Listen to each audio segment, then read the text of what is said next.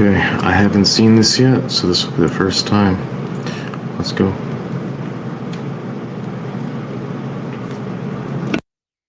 All right, good afternoon. Committee on Parole is called to order. Today is Thursday, December 1st, 2022. It's 12:34 p.m. We are at the Bogalusa City Jail. Is that right? Yes, ma'am. All right, sir, would you introduce yourself for the record? I'm Warden Charles McDaniel. All right, and we have Mr. Steele there before us. Is Ma'am? that Mr. Steele?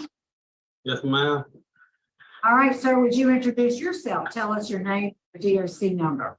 All right, my name is Rosano Steele. DOC is 733-541. All right, Mr. Steele, let me introduce the parole panel to you. I'm Cheryl Renatza. This is Mr. Alvin Roche and Mrs. Bonnie Jackson. We are your parole panel today. I'm going to read some information into the record and I'm going to turn it over to Mrs. Jackson. Your case has been assigned to her. She'll take the lead on the interview. I want you to know we also have joined us by Zoom your uncle, Ronaldo Nix. He's asked to speak on your behalf, and when we finish the interview, we'll ask him to do so. And you'll be allowed to make a statement before we reach a decision. Thank you, ma'am.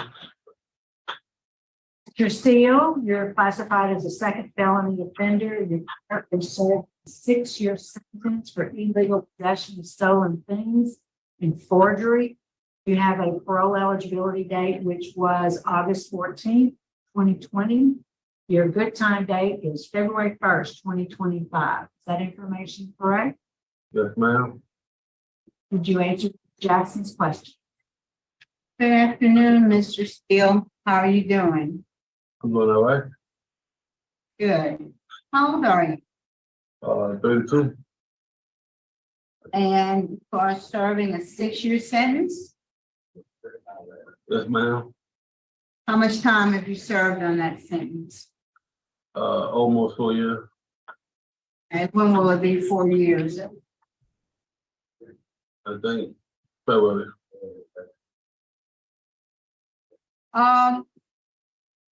You have a forgery and an illegal possession of stolen things. You treated as a habitual offender on both of them, which made you ineligible for good time. Is that correct? Correct. And the illegal possession of stolen things involves someone's vehicle that was taken and then sold at a scrapyard. Is that correct? Yes, ma'am. And then the forgery was because you presented a fake bill of sale when you went to the scrapyard to sell the vehicle. Is that correct? That's correct. Okay. And there was another incident where you kind of did the same thing. And you got convicted. It may have been for a misdemeanor, but they didn't see it on the felony list. But you kind of done the same thing before, correct? That's for you. And you had a simple burglary where you were revoked because of the forgery and the illegal possession of stolen things. Is that correct? That's correct, ma'am. Help us understand, Mr. Steele, what was going on with you? Why were you taking people's cars and scrapping them? I would say it was with the drugs. Say that again. Huh? You were breaking up. I said I'm even fired because of the drugs. What kind of drugs were you on? Cocaine. And when did you start using cocaine? At what age? I would say about 19. 19? Definitely. And how often would you use? I say like twice a day. Were you employed? Were you Did you employed? have a job? No, ma'am. When was the last time you had a job? Since high school. In high school? Definitely. Why weren't you working? It's hard to find a job there. Well, we're up there, where was up there? She Why said couldn't you find a job? it was hard to find a job there. Why? I was put in the season. So it worked on. Wait, your audio is really bad. Get a little closer to computer. Okay, now tell me why you never had a job since high school? I said I was putting in for my application because I ain't no call back. Okay.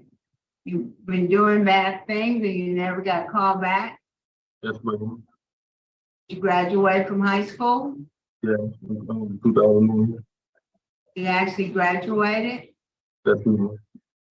Where do you live? Where's your home? It was Algiers. It was. Okay.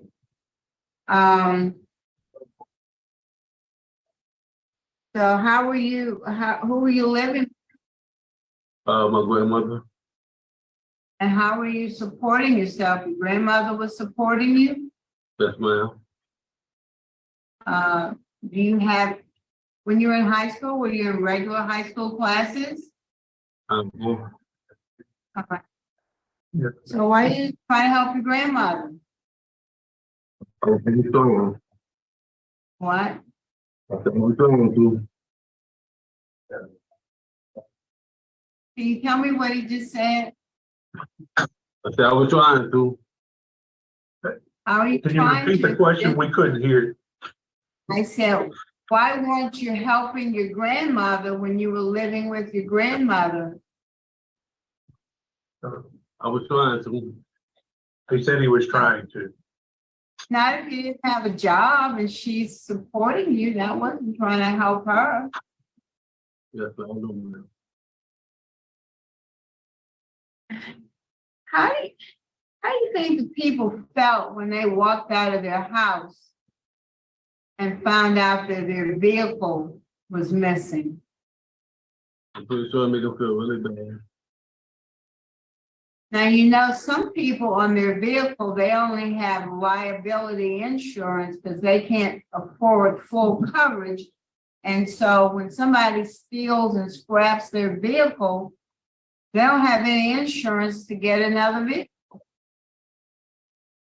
And that might be their only way to get to work, get to school, you know, take care of their kids. And you just went out and took the car, hauled it off, took it to a scrap yard, and the car was destroyed. So they couldn't even have a chance to get their car back. How you feel about that? Really bad. I wasn't bad. What kind of, let's talk about your write-ups. You've had some write-ups for intoxication. You had 2 write-ups for intoxication, is that right? Yes, ma'am. Tell us about them. What were you intoxicated on and how did you get the write-up?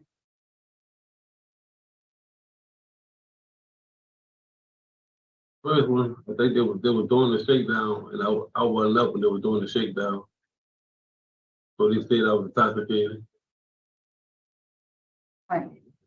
You weren't there when they did the shakedown? Yeah, I was there, but I was asleep. Okay, and so what about the second time? I think I was on some medicine that wasn't mine. You were on some medicine that wasn't yours?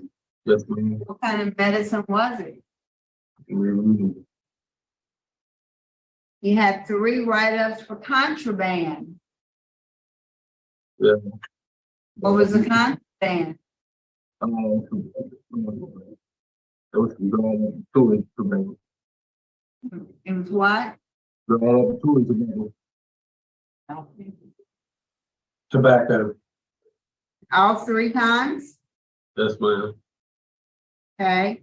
Then you got an aggravated disobedience. What was that about?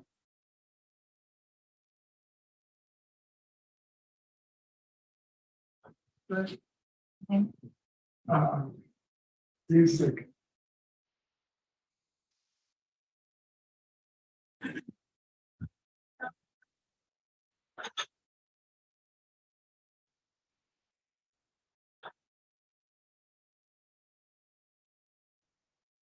I noticed between 2019 and 2021, this one's. Okay, okay, you got a aggravated disobedience in November of 20.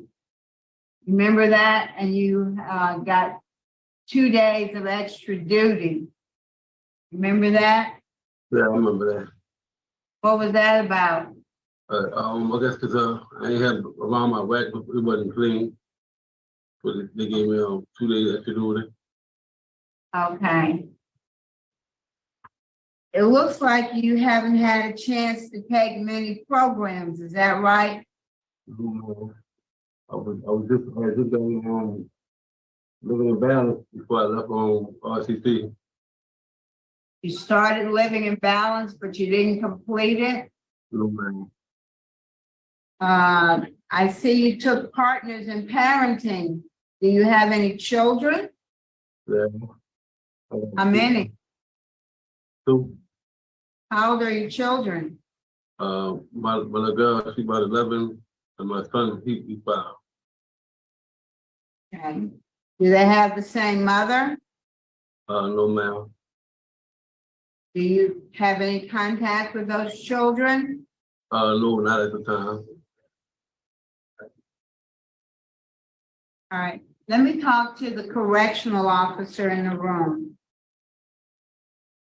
Oh, let me ask you this, Mr. Steele, are you aware that you have 2 detainers from Jefferson Parish? No, You're not aware of that? no. Are you aware of any bench warrants or open charges you have in Jefferson Parish? I got a maybe overcharge over there. Know what the open charge is? Probably missing court. The bench warrant? Yeah. And what kind of charge is court on, do you know? I think it's still. Yeah, yeah. Misdemeanor theft. Okay, can I speak to the correctional officer?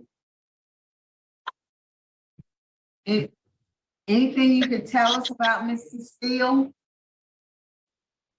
In his time here at Bogalusa City Jail, he's been a model inmate, done what he's asked, works hard. He's kept up with the kitchen and the cleaning and the cooking, and he's done a fine job. All right, thank you. Well, Mr. Steele, when you do get out, tell us where you plan to live, where you plan to work. My uncle wouldn't have got a job from me at Phil's Marina Cafe in Slidell. And I'm going back to my grandma at Lakeshore Boulevard, North Side, apartment 1106. What city? Friday. And again, I couldn't understand. Slidell. So your grandmother lives in Slidell and your job is in Slidell, is that correct? Yes, ma'am. All right, Mr. Vanessa, that's all I have. Thank you. Can we hear from Mr. Ronaldo Nix? I didn't hear the question, ma'am. Mr. Steele's uncle, Mr. Nix, has joined us by Zoom. We'd like to hear from him now. How you doing, ma'am? Good. How are you, sir? Okay, I'm doing just fine. Sorry if I sound a little bit muffled. I just had oral surgery yesterday. So please forgive me. I'll try to be as clear as I can. I'm sure the audio is pretty bad. It's good, actually. Okay, Thank you. Well, thank you for providing me with an opportunity to speak on behalf of my nephew, Rosano Steele. If you noted, of course, in his past, he's had some really poor things he's done to the community, of course, and for himself. I too came from that same environment as he did. And now I'm a federal employee working in Washington, D.C. at the Pentagon. So all that to say is I really believe that he's just been a product of his environment. Unfortunately, he grew up without his parents. His father's deceased and his mother has never been in his life. My mother, which is his grandmother, pretty much raised him his entire life. In addition to that, the place where he once lived before he was incarcerated was in Algiers, New Orleans, and that's on the West Bank side of New Orleans. Since then, my family and I, we've moved my mother to Slidell, Louisiana, one, hoping for her to have a better quality of life. And then two, if he just so happened to have an opportunity to have his life start over, it would be a clean slate for him because he was involved, as you know, with felonies and misdemeanors, because he's been around the wrong group of individuals. As an uncle, and I've served in the military, I can say that he's always been one of the most disciplined nephews and nieces I've had. He's very caring, very thoughtful, and that. And since then, I've kept in communication with him throughout the years since he's been incarcerated, I believe about 4 years by now. Excuse me. And he have completed, I'm not sure it's in the record. I spoke to someone at the county jail a couple of times and they've confirmed that he completed over 195 educational time out of the 360, which was required.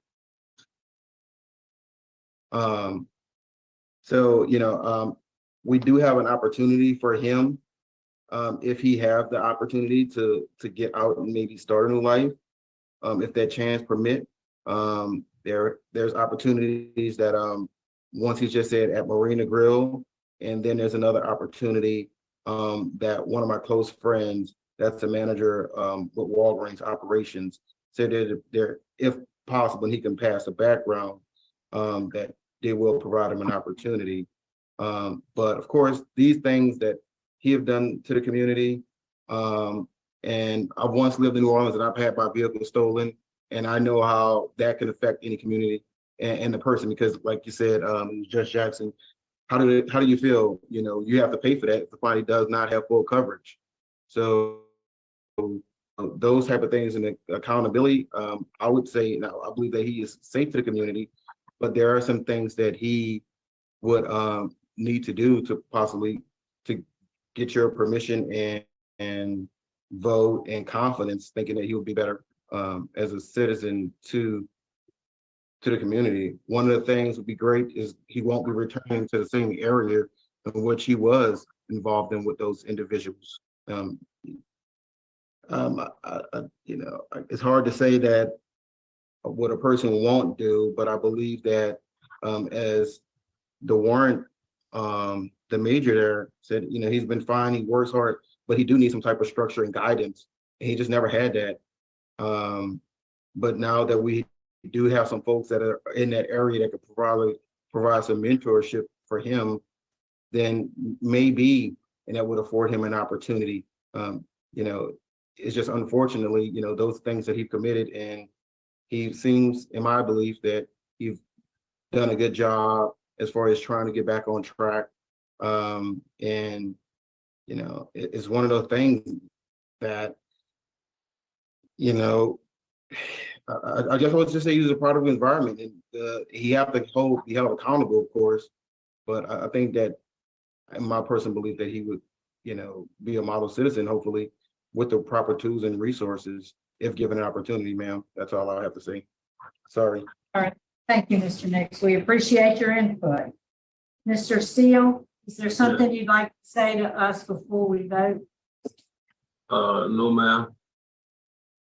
Right, I guess we're ready to vote. I'd like to ask for executive session. We have a motion for executive session. We have a second. I have no opposition. So we'll be in executive session for a few moments to discuss confidential matters. Stand by.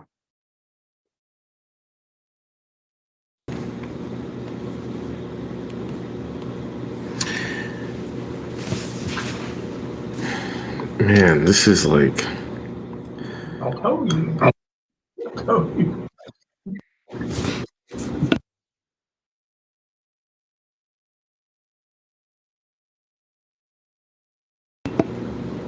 what was he? The sound just cut out. Um, I don't know. Is it like a learning disability, or is it just being a product of just not being around? I mean, I'm pretty sure English is his first language, yet he doesn't seem really capable of communicating. And I don't know how to explain that. And then it's so interesting because you just wouldn't expect the remarks from, was it the warden? Who basically is like, yeah, he's no trouble. He works hard. He's, like all these amazing things, or just is like a stand-up inmate. I'm sure most of you already know this. The difference between prison and jail. He's in jail, which is like pre-sentencing.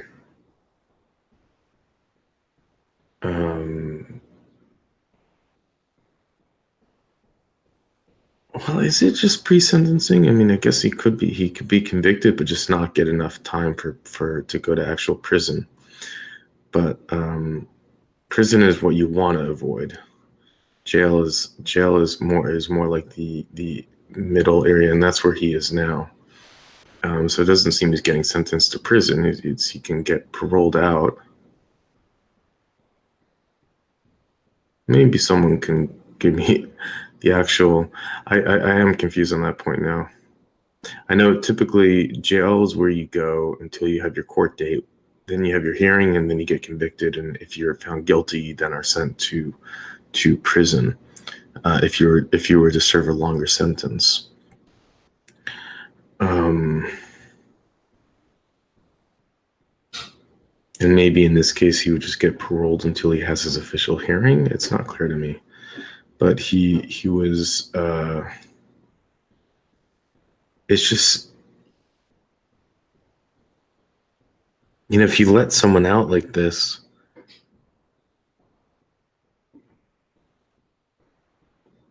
what makes anyone feel that he's just not going to get back into trouble? I mean, he doesn't really seem capable of communicating, which means he's not capable of getting a job. But it seems here, when he's in structured environment, he actually excels.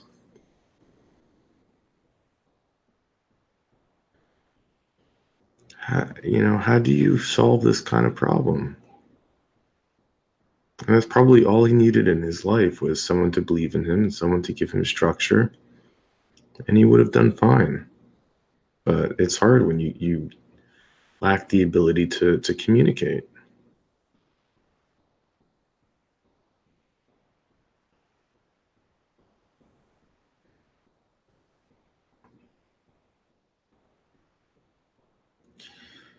He seems like the kind of guy, if you picked him up, changed his people, places, and things, and gave him, a job where he could work hard, whatever it was,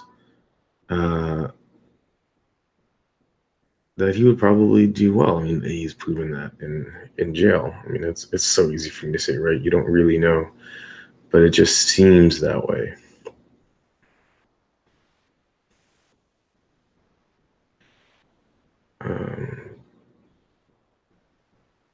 I wonder if that's what they're discussing right now. Like, okay, what do we do?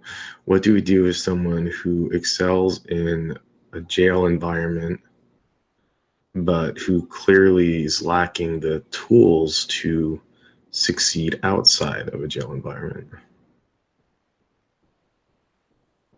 And by the way, I have had vehicles stolen from me I had a motorcycle stolen from me without having theft insurance, and it sucks. I'm pretty sure I bought it. I had it for one day, and I had a garage. I didn't put it in the garage. I don't know why. And that night, I had it for one day. That night, it was stolen. I'm pretty sure it was the person who sold it to me. That really sucked. It is a terrible feeling. You feel violated. And you're just out. You're out the money. You're out. You can't do anything about it. I have also had vehicles vandalized, broken into, and stolen, and there's nothing I can do. It happened in New York City. I had my car here at Professional Thieves. It was a raining night. It was a new car. They knew exactly how to jimmy the lock to force open the windows through like the automated system. They took the damage that they caused my car, and then the amount of goods they stole from it. I had a radar detector. I had like expensive items left in the car. The cops that came to write the police report never even got out of their car. Okay, they stayed in their car. The damage was on the driver's side. They couldn't even see it. They didn't care. It was like, great. This was New York City. It was like, great, thanks. I could do nothing. I was out thousands of dollars. My insurance with the deductible, I think I did go through insurance, but it just sucked. I had another instance in New York City. This was a rookie mistake. I took a parking spot, and someone fought with me about the parking spot, and I stood my ground. And I came back an hour later, and I had a huge dent in my door. And yep, rookie mistake. Give up the spot. You don't know what other people are going to do to you. And I never fixed that dent. I had the dent forever. New York City and having a car is not a good idea. I don't live in New York City anymore. This was in a past life. Any other vehicle stories? Vehicle. I've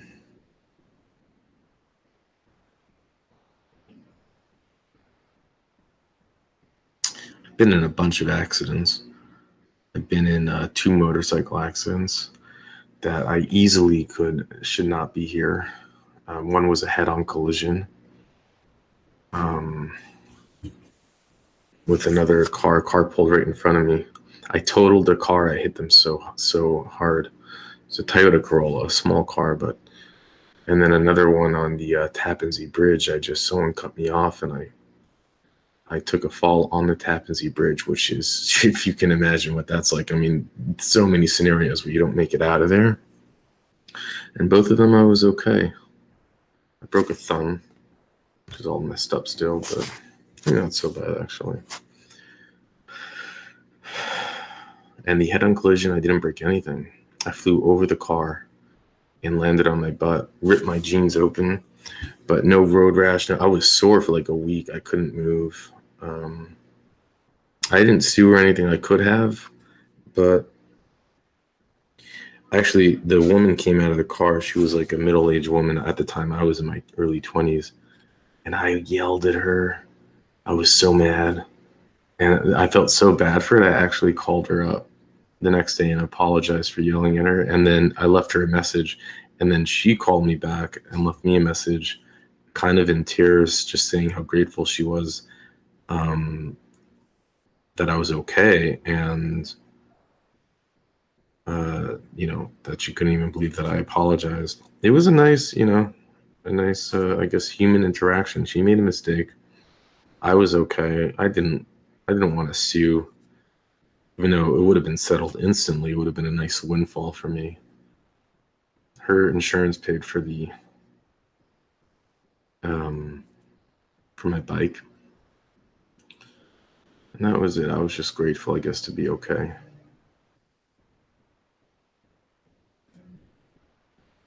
And who really needed to sue, right? Like, I know it's just things you could do, but I was fine physically. I didn't need I didn't need the money for anything. I didn't have PTSD. I went and bought a bike, like, with the money, like, a week later. I was right back on the road.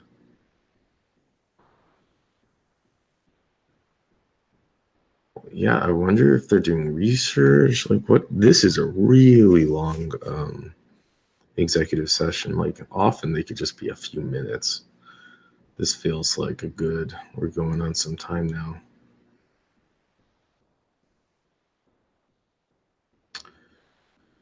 Let's see, should I skip through it?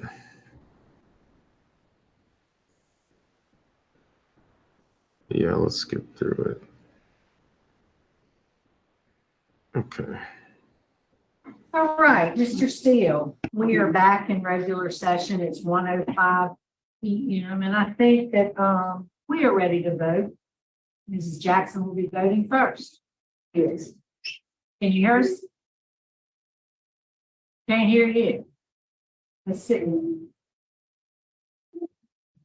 You're still on mute. There you go. Yes, ma'am, I hear you. Okay, good. Okay. All right, Mr. Steele, I've talked to you. I wish I could have heard you a little bit more clearly, but I did get the gist of what you were saying. You served almost 4 years on a 6-year sentence. Your full-term date and your good time date are so close to each other that you would not have any appreciable amount of time on supervision when you're released. And I think you need to be able to successfully transition. I think you need to be on parole supervision so that you can receive whatever services probation and parole can offer to you. I did have positive remarks from the prison staff. You are a second offender. Your risk assessment is low. So my vote today would be to grant your early release and add a special conditions that you, one, reside in Slidell, which is where your grandmother has been relocated to. That you report to probation and parole weekly for the first 6 weeks of supervision, and that you be referred to all probation and parole resource services that are nearest to Slidell. Some of the classes that you might have been able to take in DOC, if those are offered on the outside, I'm going to order that you complete Thinking for a Change and Living in Balance, if those programs are available in the Slidell area. Also, that you obtain and maintain full-time gainful employment. You Yes, ma'am. understand? Okay. Mr. Roche. I'm going to vote along with Judge Jackson. And I'd like to add one other thing. I'd like you to get a mental health evaluation. Yes, sir. And if you have any recommendations for that evaluation, you have to follow all recommendations. Yes, sir. All right.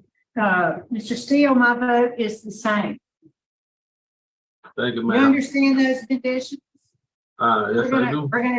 We're gonna try to hook you up with some resources in the community of near Slidell to give you some tools in your toolbox to be successful. All right, thank you. Good luck to you, sir. Your parole's been granted. I think that concludes our business in Bogalusa. So we will adjourn. It's 1:08 p.m. Thanks for accommodating us today. You got, never mind.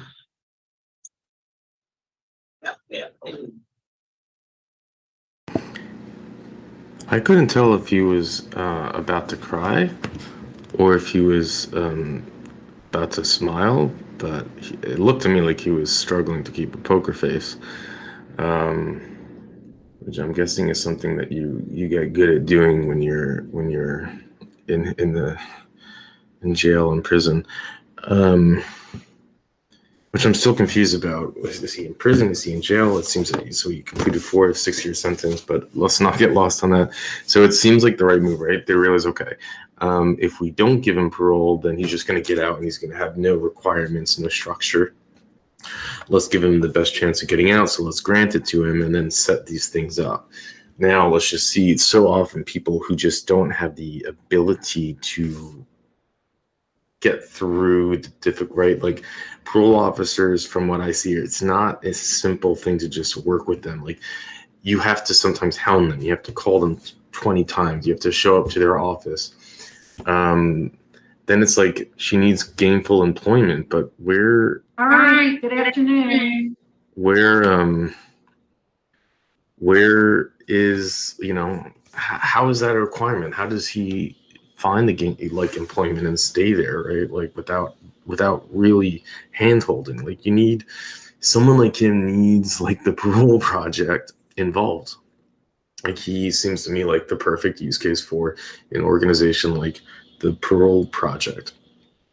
He needs hand holding. He can't just he needs someone to actually care about him succeeding, because I just don't see how this turns out well. It's like it's wishful thinking. It's just wishful thinking. So you're sending someone out, it's like they're picking the better of two evils. Like I think they made the right choice, right? You keep him locked up. He's going out with nothing. So let's pick the better of two evils, send him out, and just hope for the best. Well, guess what's gonna happen, okay?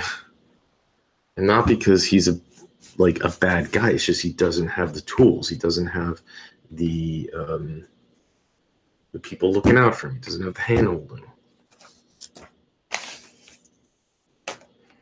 What can you do?